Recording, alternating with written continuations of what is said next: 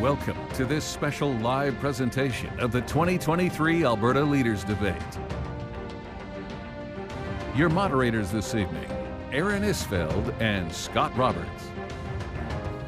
Good evening, everyone, and welcome to the 2023 Alberta Provincial Leaders Debate as we count down to Election Day on May 29th. I'm Aaron Isfeld with CTV News. And I'm Scott Roberts from Global News, and we'll be serving as your moderators tonight, broadcasting on television, radio, and streaming online. And we've invited the leaders with seats in the legislature to participate here tonight and make their pitch to you, the voters, for their vision for Alberta on some of the key issues. And here they are right now. From the United Conservative Party, Leader Danielle Smith, and from the Alberta New Democratic Party, Leader Rachel Notley. Welcome to you both.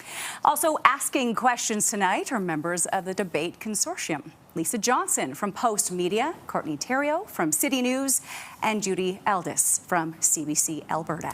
Now, we have three main topics to cover tonight: affordability, healthcare, and the economy, which, according to our polling, are the top issues for Albertans. We also have a fourth wildcard round. In addition, both CTV and Global News have been solicited questions from you, the voters. We've gotten hundreds of submissions and pared them down to two. Aaron and I will put those questions to the leaders. And there are some rules tonight, and here they are. Both parties have agreed to all of these rules for tonight's debate. Each leader will have 1 minute to make their opening remarks. Over the course of the hour, 10 questions are expected. Each will be directed at a specific leader who then has 45 seconds to respond.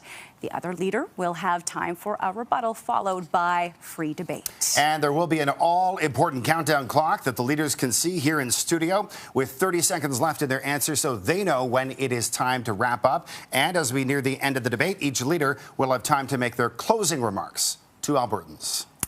Well, the speaking order tonight was determined by a random draw, and a reminder to Ms. Smith and Ms. Notley not to talk over one another. We want to ensure that the discussion can be heard clearly for our audience at home, and we're not going to hesitate to step in to ensure that that is the case. All right, it is time to get started. First up tonight, Danielle Smith from the UCP with her opening remarks. Ms. Smith, you have 1 minute. Good evening. Elections are about making important choices for you and your family. This election, Albertans have a choice between a UCP government that has lowered taxes, balanced the budget, and returned Alberta to its place as the economic powerhouse of Canada. Or we can choose to go backward with the same failed NDP policies that hiked taxes, drove out jobs and investment, and almost bankrupted our province. We can't afford to go back. We need to go forward. If elected, the UCP will continue to make life more affordable by cutting your personal income taxes and extending the fuel tax holiday. We'll crack down on criminals with more officers on the ground and ankle bracelet monitoring of violent offenders out on bail. And we will continue to invest in healthcare and mental health addiction treatment while ensuring no Albertan ever has to pay out of pocket to see a family doctor. Alberta's opportunities are endless, and I know our best days are still ahead. Thank you, and I look forward to the debate. Ms. Smith, thank you so much. The floor is now yours, Ms. Notley, for your opening remarks. To begin, I want to thank our firefighters and say that my thoughts are with those Albertans who are out of their homes right now. Tonight, I want to talk about a better future for Alberta, where we fix healthcare, lower household costs, and create jobs. This election is about trust, and it's about leadership. You know you can't trust Danielle Smith, so my offer to you is this. I will work every day to be the premier you deserve, creating jobs and diversifying for the future. I won't raise your taxes. I will cap your bills. I won't fund a war room. I will fund an emergency room. And I won't ever make you pay to see a doctor. I'll protect our healthcare, protect our mountains, and protect your pension. And having learned today that Danielle Smith broke the law, I will also protect our law, and I will never break it. When I say something, I mean it, and that's the difference between Danielle and me. Ms. Notley, thank you for your opening remarks. Well, affordability, rising interest rates, and inflation have been top of mind. Big issue for a lot of Alberta families struggling to make ends meet. The first series of questions tonight are based on that issue, and question number 1 goes to Lisa Johnson from Post Media. Thank you. This first question is for UCP leader Danielle Smith. We've been dealing with an affordability crisis for over a year. We have seen temporary measures put in place, including rebates and affordability payments, which are only applied to some Albertans. What will you do to support all Albertans with the rising cost of living as inflation continues to have a real impact? One of the first things that we knew we needed to do was address the inflation crisis created, let's be fair, by the Liberal NDP coalition in Ottawa, spending too much money, driving up the cost of everything. And there's only so much we can do here. So we gave $600 affordability payments. We gave a rebate on fuel taxes to offset the federal carbon tax. And we also made sure that we were going to put on electricity rebates so that people paid less on their power bills. What we have to do going forward is more than that. We know we're going to continue to see an increase in the federal carbon tax. That's why we're going to offer an 8% personal income tax rate. It brings us pretty much in alignment with Alberta or with Ontario and British Columbia. It'll give $1,500 per family, and we'll also extend that fuel tax rebate until the end of the year. Okay, Ms. Smith, thank you. The same question to you, Ms. Notley. Well, thank you. You know, under the UCP, the fact is that most Albertans' utility bills look more like a mortgage payment. And your insurance costs for your car, well, that looks more like what you save up for your whole summer vacation. Now, those costs were under control when we were in government because we had put caps in place to protect Alberta families. Unfortunately, the UCP chose to remove them, and now costs are spiraling. So we're going to help. We're going to put a cap back on car insurance, not a pretend one like Danielle Smith did a couple months ago, but a real one. And we're going to help families reduce their utilities. And most importantly, we will never, ever, ever make them pay to see a family doctor. All right, Ms. Notley, thank you. We're going to open it up to the first free debate on this issue tonight, starting with Ms. Smith. And a UCP government will never, ever make you pay for a family doctor either. What we also won't do is cause an increase in your power bills. Ms. Notley is not taking responsibility for the fact that she created the power bill crisis. At the time, Alberta Party leader said it was the biggest mistake of the NDP government because of their ideological changes. By phasing out coal early, they added $2 billion to the cost of your power bill. And as a result, we're seeing the consequences of that today. And she's not stopped. She's going she wants to achieve the 2035 net zero target put forward by Justin Trudeau. That'll cost $52 billion and increase your power bill another 40%. We can't afford to do that. Well, you know, here's the thing. We actually put a cap in place, and we did that so that people's utilities and their electricity wouldn't get out of control. And it got out of control when the UCP removed the cap. But let's talk about something else, though. Let's talk about healthcare costs as they impact affordability. You claim that you won't raise costs. But Danielle, you know, I've known you for at least a decade, perhaps more, and I've watched your career, and you have argued passionately in multiple settings for your belief that you care about passionately, those were your words, making people pay more for their health care. So my question to you is, why are you not running on the thing that you believe? Why are you not being honest with Albertans? Why aren't you making the argument that you think having them pay more is what you want? Because you've said it in video, in papers, in speaking tours, in the legislature for over a decade. Ms. Smith, we're going to let you jump in here. I know Ms. Notley likes to show grainy videos of things I said while I was on radio. And the reason she does that is she doesn't want to run on her record. And the reason she doesn't want to run on her record is it was an absolute disaster. She racked up $70 billion in debt, more debt than any premier, actually all premiers combined in Alberta's provincial history. She talked about deception. Did you remember her running on a carbon tax in the last election? I sure didn't. And that increased the cost of everything. We eliminated it, but Justin Trudeau wouldn't let us keep it off. And now Ms. Notley has not stood up to her boss, Jagmeet Singh, in Ottawa, and worked with us to say don't increase that carbon tax any further. And in fact, certainly don't increase it 300%.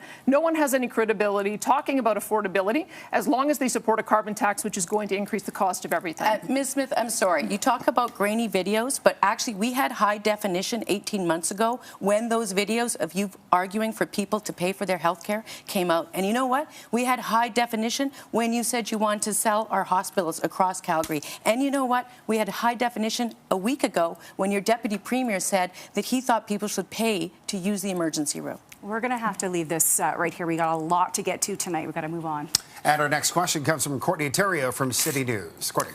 Thank you. This question is for NDP leader Rachel Notley. Now, no matter the provider or contract situation, utility costs remain high here in Alberta. Now, I know you both touched on previous policies, but my question is, what can government do to bring down the actual cost of utilities going forward? Well, that's a very good question. And what we absolutely have to do is find a way to reduce those costs. A lot of Albertans aren't aware that in the pre-election period, the UCP put a cap on what folks are paying for their electricity just for the last 4 months. What they don't know is that, in fact, come June, they're going to have to pay that back. And that's going to cost about half of Alberta families about $200 million. So the first thing that we will do is we will actually have those families' backs, and we won't force them to pay back the cost of Danielle Smith's pre-election attempt at distracting people from what UCP policy has done to their utilities. But then going forward, we have to find a way to keep those costs lower. All right, Ms. Notley, that's your 45 seconds. A rebuttal to you, Ms. Smith, 45 seconds. Well, the first thing is that we have to build a power grid based on it being reliable and affordable as opposed to based on ideology. We have a federal government that is propped up by the NDP that has put war on natural gas. Our power grid here is almost 90% natural gas, and yet we have a federal government that wants us to be able to be completely abated on natural gas by 2035. That is the commitment that Ms. Notley has signed on to. She wants to achieve that. That's going to cost $52 billion and increase our power bills 40%. The other thing that's going to happen is they also want us to phase off completely in their new green building strategy, phase completely off natural gas, which one of the presidents of our large companies has said would cost another $75 billion. That is not the way to get affordable energy for Albertans. Okay, Ms. Notley, you now have the floor for your rebuttal. Well, thank you very much. Well, let me just say, first of all, that the numbers that Ms. Smith are throwing around are numbers that have been fully discredited. And they've actually been discredited by the people that the UCP hired to come up with the numbers. Almost the day after they came up with those numbers, the firm came out and said, nope, those weren't right. And in fact, the other report that they were relying on was also deeply flawed. What we know is that there is roughly $16 trillion of international investment floating around out there looking to invest in renewable energy. And if we are going to be forward-looking, if we are going to create jobs, if we are going to position our economy for the future, we need to go out there and get that investment. We can't look backwards. We have to plan forwards. That's who Albertans are. Now, when we did the phase out of coal, and we increased renewable energy in Alberta so successfully when we were in government, we controlled utility costs for the sole purpose of making sure consumers didn't pay the cost, and that's exactly what we would do again. All right, Ms. Smith, shaking your head during much of that. You have the floor. Well, I know Ms. Notley says she believes in science and she believes in experts, but somehow the expert at the Alberta electric system operator she wants to discredit. But you notice that she didn't disavow the 2035 target for net zero, even though the Saskatchewan NDP did. Saskatchewan NDP voted with Premier Scott Moe, saying it is unachievable. If we want to have a realistic plan, a practical plan, we have to fight back against Ottawa. This candidate will not. We have to fight back against Ottawa and make sure that we put a target that's reasonable, realistic, and achievable, and that's carbon neutrality by 2050. That's the policy of our party, and that is the way that we're going to make sure that we maintain reliability, affordability, and that we actually achieve our targets. We'll get you back in here, Ms. Notley. Well, you know, Ms. Smith, I know you're keen on fighting. You want to fight with Ottawa. You want to fight with the media. You want to fight, frankly, with your former self. It's actually quite exhausting. Here's what I need Albertans to know. I will always stand up for Alberta. I will always stand up for the interests of Albertans. I did that when I was Premier. I made sure we got a pipeline to Tidewater, the first one in 50 years. I did that standing up against the BC government. I did it standing up with a federal government, and that's my record, and that will also be my blueprint. So, Ms. Smith, you know, I just have to say I disagree with so much of what you had to say there. One last word to Smith on this topic. Well, Ms. Notley didn't stand up when Justin Trudeau cancelled Northern Gateway. She didn't stand up when Energy East pulled the plug. She didn't stand up when they brought in a tanker ban off the West Coast for our product, and she didn't stand up when the No More Pipelines bill was passed. Well, she will not stand up. In fact, you know that's not true. You commented on the fact that I made submissions to the Senate. You know that that's what I did on both of those issues. It was too late. And I must tell you, where do you think Justin Trudeau got the idea for just transition and for an emissions cap and for a carbon tax? He got it from Ms. Notley when she was Premier. And she's going to continue to implement these same kind of policies, and she's going to walk in lockstep with Justin Trudeau on making sure that they get implemented, and that's only going to harm our economy. All right, that is all the time we have for this topic, in fact, for this portion of the debates. And when we come back, we will be talking more about healthcare and the economy. Please stay with us.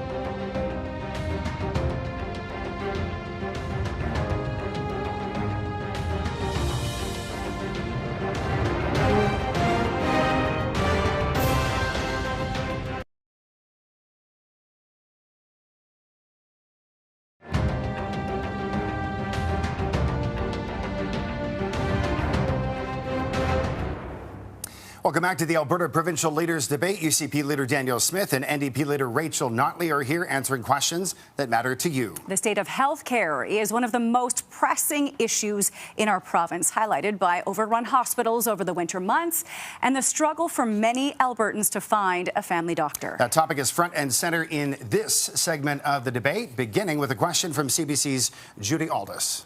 Thank you and good evening. Fixing healthcare isn't just about spending more money, it's about designing a more responsive and effective system. So, beyond dollars spent, what are your creative and transformative approaches to restoring confidence in the system for Albertans? And Ms. Smith, we'll let you have the first crack at that question. When I first got elected, I was being told that the AHS system was on the brink of collapse. You had unions saying that we needed to go back to mandates and start masking kids in school. And I said, absolutely not. We are not going back to that. If the problem is AHS, then let's fix AHS. So we talked to doctors and nurses and paramedics on the front line. We listened to them and we implemented their ideas. And guess what? It's working. Hospital wait times are down. EMS response times are down. We've effectively ended red alerts for EMS in both of our major cities. Ambulances in rural are staying in rural, and we're reducing surgical wait times. We're going to be able to keep this going. And if we continue at this rate, we will have completely eliminated our surgical backlog by this time next year and be the first province in the country to do so. And your rebuttal now, Ms. Notley. Well, I will say Albertans have had enough of driving hundreds of kilometers to get the emergency care, obstetric care, cardiac care, any kind of care that they need. They're tired of looking for doctors. They're tired of 15-hour waits in the emergencies rooms. And they're particularly tired of having the UCP tell them, oh, the problem's fixed. There is no problem. There is a problem. We've put forward a reasonable, practical solution. The answer is to get more Albertans access to a family doctor. By doing that, with our costed plan, we can take the pressure off of our emergency rooms, off of our surgical wait times, off of our ambulances, and we can also make sure that nobody ever, ever, ever has to pay to see a family doctor. All right, thank you very much, Ms. Notley. Once again, let's dive back into the free debate portion where you're free to challenge each other's policies, beginning with Ms. Smith. You know, I heard of all of the things that Ms. Notley mentioned when I was in politics last time in 2012, and she had 4 years to fix it, and she didn't. She didn't listen to the front line. All she did was continue to build the bureaucracy, and she didn't get to local decision-making. She didn't get to local control. We did. We heard from paramedics what they wanted us to do, and it was actually very straightforward. We had to make sure that they had the ability to drop patients off when they arrived on the site so that they can get back out and be there for you when you needed them. And that was a very straightforward idea that came from the front lines. And Ms. Notley had an opportunity to fix healthcare. She didn't. We're beginning on this pathway. We're making great progress, and we need to have another mandate to continue it. Ms. Notley will get you in on this. Yes, no, well, quite honestly, as I said before, Albertans are so frustrated when they're told that there isn't a problem and everything has been fixed. The reality is things have gotten considerably worse over the last 4 years. The UCP cut funding dramatically. They ripped up the deal with the doctors. They told nurses that they needed to be laid off. They threatened to lay off 10,000 frontline healthcare workers, and then COVID hit. So. And the result, unfortunately, is we've got whole cities without access to family doctors.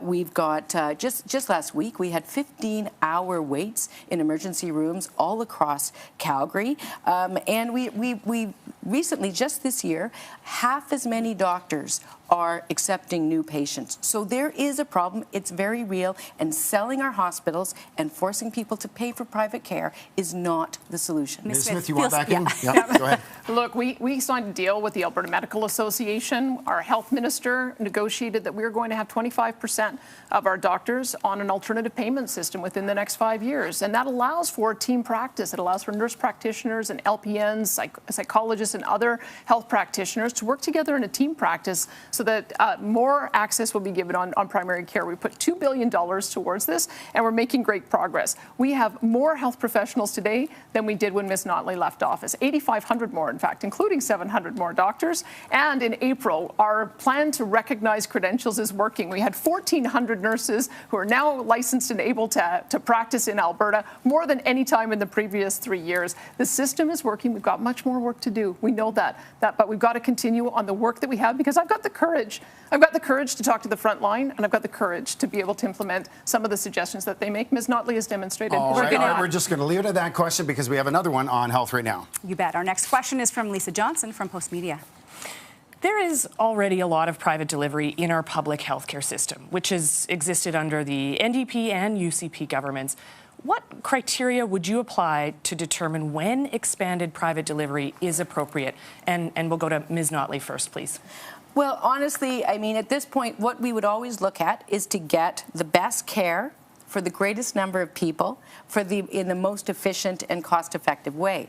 Now, as you may know, there was a study that came out today, just today, on the success of the Alberta government's surgical care initiative. And what they concluded was that the number of surgeries went down and the cost went up. Now, that's not entirely surprising, because most often when you engage in experimentation with privatization, that's what happens. It's the same thing that's going on with the lab situation in Calgary right now. With the UCP's intention to increase private lab services, we now see Calgarians waiting up to a month to get a simple blood test. It doesn't work. We need to focus on public health care. All right, Ms. Notley, that is your 45 seconds. Ms. Smith, over to you. We need to have publicly funded health care for both doctors and doctor-run surgical centres.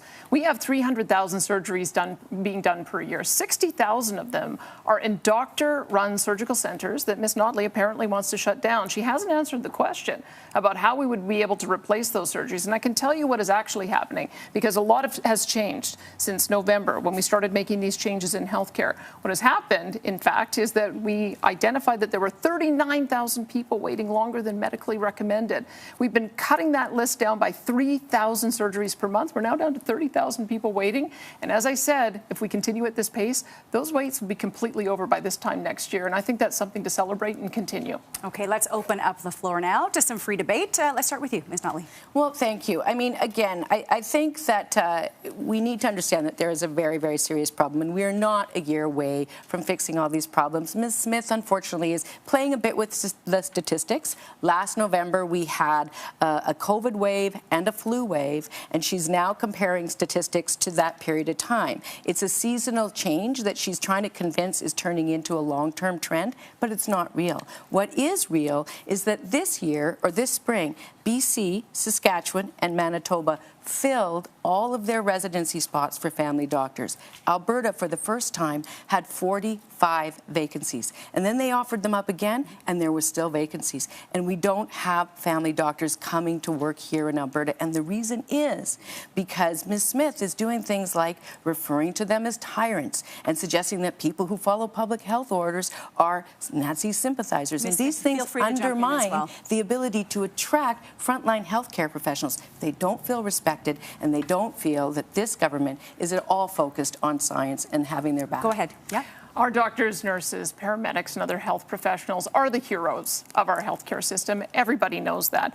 What I find so interesting is that Ms. Notley isn't running at all on her record from when she was Premier, because she would have to admit that surgical wait times actually went up for 9 key surgeries. She'd have to admit that she didn't actually have the courage to take on the challenge of reforming healthcare. We're already making progress. Of course, there's much more to do, but I am confident that with a new mandate, we'll be able to continue making this progress. The next step, of course, is building out our primary care system, building out continuing care, and adding more home care so that people can age in place, and making sure that we've got that team practice so that anybody has access to healthcare when they need it. Ms. Notley, care to respond?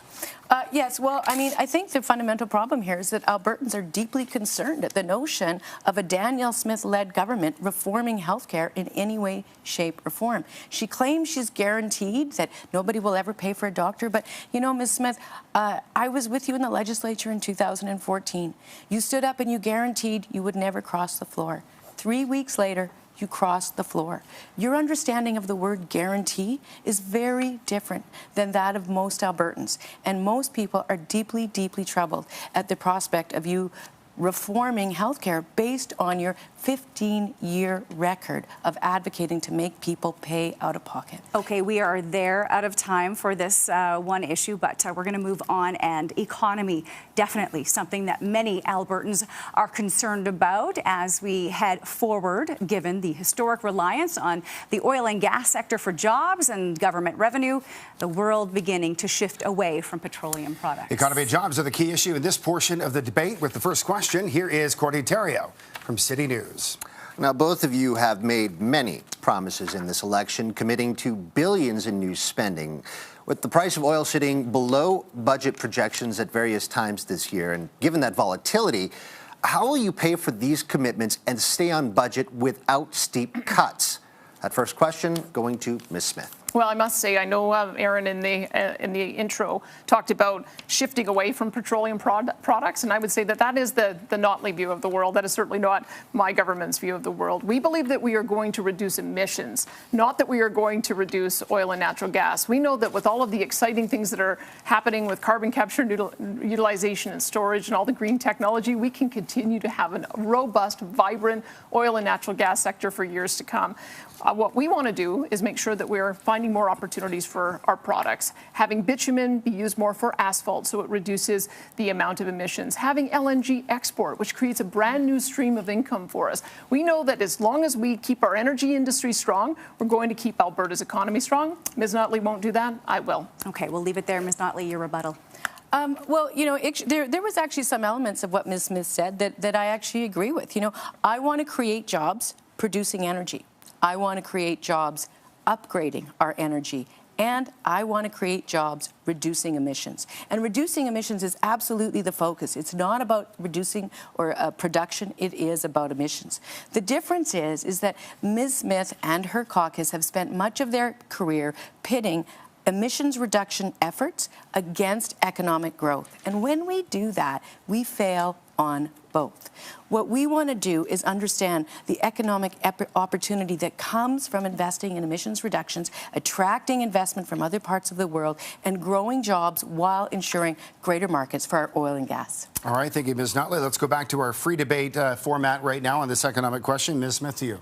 Ms. Notley has so many anti-oil and gas candidates, I have lost count, including one who compared it to slavery. And I know he hasn't apologized yet, nor have you, or condemned his comments. What I would say is that when you take a position of increasing business taxes, you're creating a lot of uncertainty in our sector. We took the 12% tax that Ms. Notley had imposed, brought it down to 8%, and look what happened. Year over year, we ended up diversifying our economy, attracting more investment, creating more jobs. More people are coming into this province than ever before, and what a bonus. We now have more corporate income revenue than we have in our history, $6.4 billion. When you reduce taxes, you end up attracting jobs and investment and people. When you increase taxes, you chase it away. She wants to increase taxes again. We can't let her do that. Ms. Notley. Well, 2 points there. First of all, I find it deeply ironic that Ms. Smith is talking about uncertainty and its impact on attracting investment. This is a person who, well, started by bringing in the Sovereignty Act, an act that her former finance minister very clearly said was going to chase away investment because it undermined the rule of law. That, of course, was before she was found today to have broken the law in an effort to support the private interests of someone accused of wanting to promote violence against the police. All of that chases away investment because it is such a profound compromise to the rule of law. But also, let me talk for just a moment about the issue of corporate taxes. Here's what we're going to do. We are going to take the lowest corporate taxes in the country and move them to be the lowest corporate taxes in the country. Lower than Scott Moe's, lower than Doug Ford's. And at the same time, we will have the income necessary to rebuild our education, rebuild our post-secondary, and invest appropriately in a stable system of healthcare. And all of that creates and attracts investment. Back to Ms. Smith. Ms. Notley, it's you and the CBC who need to apologize for Albertans. You flat out lied for several months saying that I and my office had contact Crown prosecutors. She said that is absolutely not true. And she also confirmed that I did not direct or interfere in any COVID-related cases. I would say that we have increased the amount of investment that has happened in our province. We have a $760 million renewable diesel project announced by Imperial. We have $600 million that came in from McCain's. Our Pathways Oil Sands Group is investing. We have an increase in the amount of drilling rigs. That is not a sign that people have lost confidence in our economy. You know what it is a sign of? That when you stand up to Ottawa and you tell the industry that you're going to stand up for them, they actually increase their amount of confidence and they increase their investment. Except that we have fewer corporate headquarters in Calgary, in Alberta now than we did before in 2019, before you announced your incredibly spendthrift corporate handout. All right, that's going to do it for this question. We have another economic question coming right now. And that's coming from Judy Aldis of CBC. Thank you. You've both mentioned the desire to reduce emissions. Both of your parties have signaled the desire, in fact, to move towards a net zero future. So, Ms. Notley, we'll start with you. Can you outline for us specific actions that you will take to make sure that that happens? Well, that's a very good question. So let me first point out, in contrast to what Ms. Smith had said previously, is that I was actually the first political leader in Alberta over a year ago to speak out on behalf of Albertans and point out that the draft emissions targets coming from the federal government were unrealistic. I do, however, believe that we need to come up with a Made in Alberta plan that includes practical, achievable emissions limits, and then we need to find and incent the investment. We have to compete with the U.S. and the Inflation Reduction Act to get that investment, but there's a lot out there, and we have some of that set out in our proposed, in our platform, but there's more to do. Okay, Ms. Smith, you're up next. Actually, what Ms. Notley has said is that she believes we need an emissions cap and that it needs to be very close to what the federal government is proposing. The federal government is proposing a 42% emissions cap reduction by 2030, which we know is a de facto production cap. And if we have a production cap, it means that we're going to reduce the overall amount of revenues. She has also confirmed, and not denied it this evening, that she agrees with the federal proposal for a net zero power grid by 2035, which we know will cost $52 billion and increase your electricity bills by 40%. We have seen this newsreel before. It's why she doesn't want to talk about her record. When she came in, increased the corporate tax, brought through a surprise carbon tax, increased personal income taxes, 183,000 jobs were lost in the first couple of years. Well, let me just say, first of all, when we talk about my record in oil and gas, I think it's kind of hard to forget the big thing, which is the first pipeline to Tidewater in 50 years. That's my record. So that's the first thing. Secondly, your numbers around job losses. I think we need to kind of talk a little bit about that, Danielle. Many experts have reviewed that, and they've said they're absolutely ridiculous. In fact, at the end of our term, we had, after a very difficult recession, we came out about 45,000 jobs ahead. And if we were to use your means of coming up with that 180,000 number, the number of jobs lost under the UCP would be over 250,000. So I think Albertans really deserve leadership that will not try to mislead them, but will actually have conversations based on applicable and relevant facts. Ms. Smith, back to you. Sure, I'm happy to use the same measure because if you look at our measure, we have increased our net jobs 136,000 since the UCP got elected. So that's, by my count, I guess, 3 times what Ms. Notley was able to do. And there's a reason for that, is because investor confidence has returned. People know that if you elect a UCP government, you're going to get lower corporate taxes. We're not going to come through with surprise taxes. In fact, we're going to have a tax hike guarantee so that if there is ever a proposal for an increase in carbon tax or personal taxes or sales taxes, it has to be put to the people, because these kinds of policies end up chasing away investment, and it costs average taxpayers and it costs average citizens the most. Ms. Notley won't agree to that, and it's the reason for that is she wants to increase corporate taxes, which are going to, once again, chase out investment just like it did last time. Don't want to cut you off, but I want to get Ms. Notley in here. When the UCP announced their multi-billion-dollar corporate handout to corporations, here's what happened. We lost 50,000 jobs, we doubled the deficit, and the economy slowed down. 4 years later, we have fewer corporate headquarters than we started out with. So the fact of the matter is we have lower we will still, under our plan, have lower corporate taxes than Scott Moe, than Doug Ford. But what we'll also have is the money to invest in our education system, something that's been horrifically starved under the UCP, restore funding to our post-secondary, a critical partner in economic growth and diversification. Ms. Notley, we're going to have to end this portion of the debate. All right, up next, our viewer and wildcard questions. We're going to shift gears a little bit. You're watching the Alberta Provincial Leaders Debate. Back in just 2 minutes.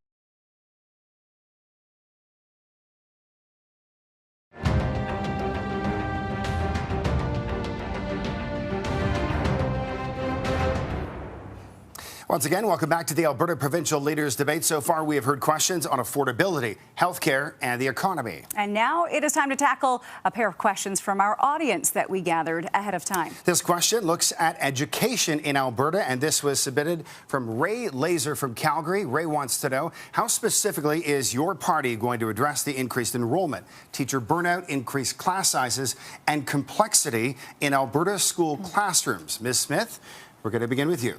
We have had so much disruption in our education system in the last 3 years. One of the first things I wanted to do is restore stability to the learning environment for our kids. We know one of the most difficult things that our young people are facing is social anxiety and mental health. And so that's part of the reason why we now spend more money than we ever have in our history on education. We have invested in complexity funding for classrooms so that school boards can decide what the best use of that is, whether hiring more teachers or having education assistants or other psychologists.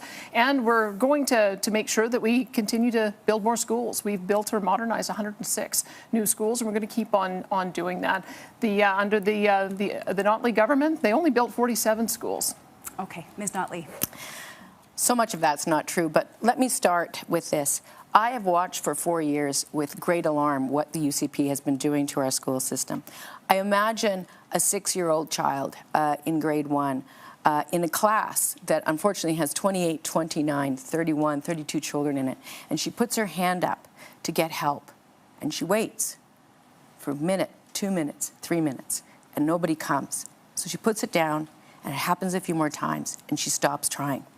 Over the last 4 years, we've had 35,000 net new children enter our schools, and the UCP have not hired a single new teacher. In fact, they fired some, and they also fired about 10,000 educational assistants by tweet. We have a plan to fix this, and I look forward to talking more about it. All right, Ms. Notley, that is your 45 seconds. Let's go to free debate now. Ms. Smith. Well, I think that what people might be forgetting is we did have a lot of disruption over the last few years, and that's part of the reason we need to have stability back in our system. I don't think teachers forget, though, that under Ms. Notley, they got no wage increases, 0% year after year. Under a UCP government, we gave them a much-deserved 3.75% wage increase. And I think that that's what we're hearing from the front line. They want to be respected, they want to be supported with educational assistance, and they also want to have a little bit of stability so that they have time to deal with the very severe mental health crisis of our kids. Heads. Jump in there, please. Yeah, there have been profound funding cuts to our education system under the UCP. We now have the most crowded classrooms in the country. That was not the case when we left office, but it is the case now. They, as I said, fired 10,000 educational assistants by tweet on a weekend. They also, in order to cut their budget, they did it on the backs of vulnerable children with disabilities ages 3 to 6 by cutting hundreds of millions of dollars from PUF funding. What that meant is that kids all across our province are falling through the cracks. I've been to schools where teachers and EAs are crying about what they can't get a handle on. So the stress wasn't COVID. The stress is this government. We have a plan to hire 4,000 teachers to try to catch up over the next 4 years, 3,000 more EAs, and to restore PUF funding. All right, let's get Smith back in there. Well, I would say that Ms. Notley had the opportunity to address class size, and indeed she put forward a proposal to do exactly that, a proposal that the Auditor General said was so badly implemented they couldn't actually track whether it was successful or not, and didn't actually know where the funding went. We know that the very best people to make the decision about what ought to happen in the classroom are our locally elected school trustees. That's why we're giving more funding for mental health, more funding for complexity, more funding for transportation, making sure that every school district has the funding it needs to make its own decisions about what the best mix in the classroom is so that they can meet the local needs. All right, that is our time for that. Unfortunately, we have to get to our next viewer question, and here it is. And this question comes from Alex Hamilton from Edmonton. Alex says, please tell us one specific policy your opponent has put forward that you agree with, and why? Ms. Notley. Well, you know, that's a really good question. And I will say this, and I've said it before, it's actually two. I'm going to go with two. So, very early on in the UCP mandate, it was under the former Premier Jason Kenney, they introduced the Alberta Indigenous Opportunities Corporation as a means to expand Indigenous participation in our economy. We like it. we're going to expand it, and we're going to expand the number of opportunities that would qualify for that kind of support with Indigenous communities across the province. Another one was they expanded funding of the film and TV tax credit, and that was a good idea.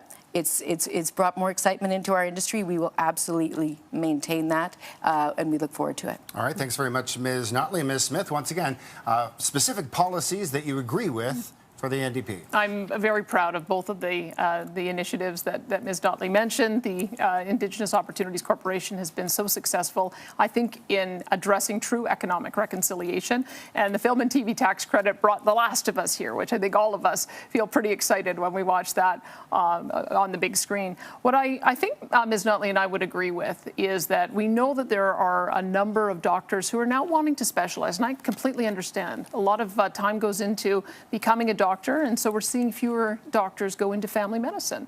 And so I think we would both agree that we need to move towards team practice, that we need to make sure that we've got team practices for family doctors to work with nurse practitioners, LPNs, and other health professionals to ensure everybody gets the health care they need without having to pay for it. Okay, thank you both. It doesn't really lend itself to much free debate, that question, but we're glad that we got that one in that because we really like that one. So let's head to our next question. And this is a wild card question on a theme that's outside of our main topics. Here's Lisa Johnson from Post Media. Thank you. This election may be decided by who Albertans trust more. Ms. Notley, based on the NDP's fiscal record in government, there are some people who don't trust you to manage Alberta's finances. And Ms. Smith, you were found today to have broken conflict of interest rules. Why should Albertans trust you? Ms. Smith, this question goes to you first. Well, first, what I would say is that when Ms. Notley campaigned last time around, she didn't tell anybody she was going to increase the carbon tax. She brought in a business tax, and she also ended up running up more debt than we've seen of any premier in our province's history. And the results speak for themselves. We saw 183,000 jobs lost in the first couple of years. We had a number of people moving out. We had 13 quarters of people leaving this province. In fact, the energy minister at the time said, well, if you can't find a job in Alberta, go work in BC for a while. That kind of defeatist attitude is not what Alberta is all about. Alberta is back on track. We have more people coming in here than ever before. Our Alberta is Calling campaign is working. We've got more diversification and business investment. We've got to keep that going. All right. Thank you, Ms. Smith. Ms. Notley, the floor is yours.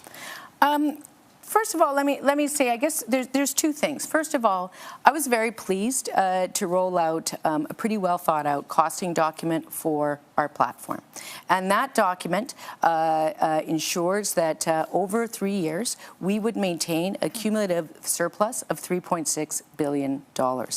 That is in contrast to what the UCP hurriedly rushed out today, which would actually very possibly go into deficit in the third year and is considerably smaller surplus than what we're proposing. And so that calls into question many of the items that they're proposing to Albertans. The other thing I would say, I've been in office since 2008. I have never actually breached the conflict of interest legislation. Ms. Smith cannot say the same. Well, I guess you did have an MLA who hacked our healthcare system. I can tell you. Do you that really want to talk about our candidates and our MLAs? Well, like, seriously, I do not think you're going to win that one. That is not one you want to do. I have to tell you, when we're putting together our affordability payments, to have to ask whether it was going to be hack-proof from the NDP, that's not something that Ms. Notley should be very proud of. What I will also say is that when she came out with her costing document, it was almost immediately discredited because Todd Hirsch said he hadn't done the analysis on what kind of impact it would have on chasing away investment. Others did. Trevor Toome did. Jack Mintz did. There are several business reporters who did. The Alberta Chamber of Commerce did. And what they have said is that would create instability. And the instability would chase additional investment out. It would chase jobs out. And we would go back and have a rerun of what we did in the period of time that Ms. Notley doesn't want to talk about, which was when she was premier. All right, Ms. Notley obviously has thoughts on this. Back to you. I do, yes. I mean, obviously, the fact of the matter is that many of those people backpedaled on some of that. The credit union has actually said, there's not a problem with the increase of the corporate income tax to being the lowest corporate income tax in the country. And indeed, it seems to work okay in Ontario, because heaven knows they are attracting far more venture capital and business than we are in Alberta under the UCP. But I do want to go back to this issue of the conflict of interest legislation. This is a fundamentally important issue. Ms. Smith, you were found to have broken the law in order to interfere with the system of justice to assist with somebody who had been charged with attempting to get people to commit violence against police officers. We're going to let you so get a word in talk here, about Ms. Smith. instability. That does not engender trust. That, more than that, Ms. it Smith, engenders please go ahead. fear on the part of Albertans. Ms. Notley, the NDP, and the CBC lied for months, saying that I was calling Crown prosecutors and my staff were calling Crown prosecutors, and it wasn't true. And that is what the Ethics Commissioner found. Look, I'm a non-lawyer, and I know that I need to be able to talk to my Justice Minister. I'm looking forward to advice on how to be able to do that more constructively in the future. I think that's important for us to be able to get those kind of rules set out. But I will say, we continue to have this issue. I am running on my record. Ms. Notley is running away from hers, and there is a reason for that. The Global Petroleum Survey is one of the surveys that looks at what our business environment looks like. When she got elected in 2015, we were number 3 in the world. By 2018, we were number 43 in the world. This is the reason she doesn't want to talk about her record. Forgive us, we are running out of time. We're almost at the end of the debate, so we do have to move on. We do. We have one final wild card question, and here is CDTV's Courtney Theriault. Well, thanks again. Both parties have insisted they would increase the number of police officers in major centres. But on the surface, that would only allow them to better respond to crimes as they're committed. So in terms of creating safer communities, beyond boots on the ground, what distinguishes your approach from your opponents? And we'll go to Ms. Notley first. Well, that's a really very good question. So, I was pleased to see that Ms. Smith made the announcement to restore the funding to police officers that the UCP cut at the beginning of their term by hiring the extra 150 officers. We matched that, and then we also went further and said we would also hire 150 more social workers, mental health therapists, those kinds of folks. We would to help with social disorder on our streets, because we know that's worrisome to people, very worrisome. We also, however, have committed to restoring funding for affordable housing. Under the UCP, we've lost 8,000 affordable housing units, and a further 4,000 people were cut off of shelter allowances. And that level of homelessness has created a real crisis, contributing to the concerns around community safety. All right, Ms. Smith, your time. Well, first off, we wouldn't defund the police. Again, Ms. Notley has so many defund the police candidates on her platform, on her candidate roster. I've lost count of them as well. The frontline services are demoralized, and we are giving courage and confidence back to our frontline officers. We've embedded sheriffs in both Calgary and Edmonton. We're adding 100 police officers in both Calgary and Edmonton, because we believe that people have a right to take public transit and feel safe. They have a right to go downtown and be able to have a nice dinner or see a game and not worry that they're going to be randomly attacked. And they certainly have a right to walk past an open doorway without having to inhale secondhand crystal meth smoke. We have an approach that is going to make sure that we crack down on public safety and crime and make sure that people feel safe again. All right. Thank you, Ms. Smith. We've got about 90 seconds for this free debate. Ms. Notley. Well, I need to start by saying when it comes to defunding the police, the UCP actually defunded the police. The money that they used to hire the 150 is a restoration of the money they cut in 2019. And that's on top of additional police grants that they cut from municipal governments right when they first got elected. So actual defunding of the police is something that I think they should take a responsibility for. You know, one thing I'm so proud about with our UCP record is it's what's being known as the Alberta model for a recovery-oriented system of care. Because we know policing is only one side of the story. The other is getting people the help that they need. And my chief of staff is one of the foremost experts on the recovery-oriented system of care. We got rid of the $40 per day user fee that Ms. Notley charged. We've added 10,000 treatment beds. We're building recovery communities, some in conjunction with First Nations partners.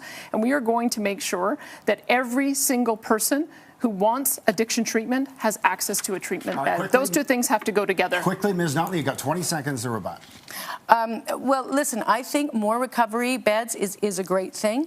Absolutely. And I actually agree with the fact that the accommodation charge associated with those beds that's been in place for 2 decades is now gone. That's great news. But there's more to it. There's more about wraparound services, transitional housing, those kinds of supports, and those remain unfunded right now. Okay, thank you. Some spirited debate. Absolutely. Love it. I love it. Okay.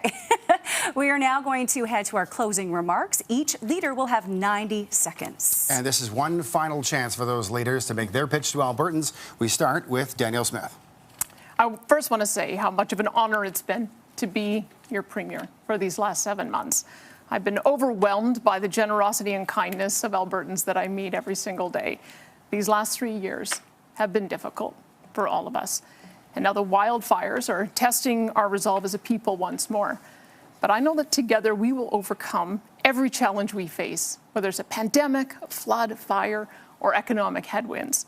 We will take care of one another, and we will move our province forward to a better future. My commitment to each of you, if re-elected, is to serve you with everything I have and to the best of my ability, however imperfect that may be at times. I will continue to focus on growing and diversifying our amazing economy, making life more affordable and our communities safer, and improving healthcare for all Albertans. And I will carefully listen to you and my UCP caucus, because whatever I may have said or thought in the past while I was on talk radio, Albertans are my bosses now, and my oath is to serve you and no one else. I love this province and everything it stands for.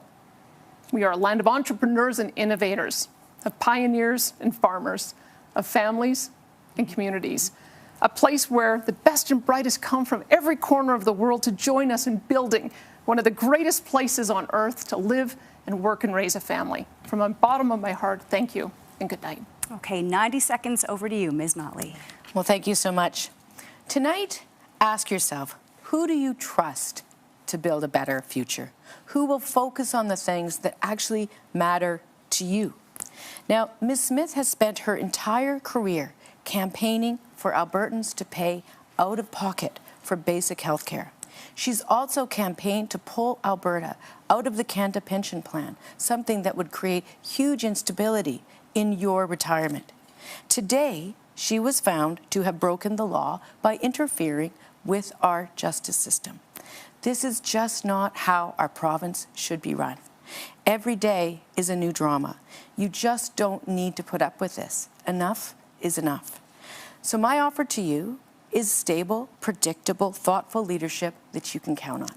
It's time to get back to the things that matter to people. I will make life more affordable, capping car insurance and lowering your utilities. I will support our entrepreneurial spirit by cutting to zero small business taxes and creating more jobs. And because I'm passionate about making sure your family has health care that you always need without paying for it, I have a balanced, costed plan to make sure you get a family doctor. So that is a better future for Alberta. Now, you may not always agree with me, and I may not have always gotten it right, but I say what I mean, and I mean what I say. If I am Premier again, I will work daily to earn your trust and to focus on your priorities. Thank you. Thank you, Ms. Notley. Unfortunately, we are out of time. That does wrap up the 2023 Alberta Provincial Leaders Debate. Our thanks once again to NDP Leader Rachel Notley and UCP Leader Danielle Smith for taking part tonight. Also, a big thank you to our panelists for participating. And here's this, a reminder, Election Day is just 11 days away. May 29th, it is your chance to exercise your democratic right to vote. Thank you for watching, and good night from Edmonton.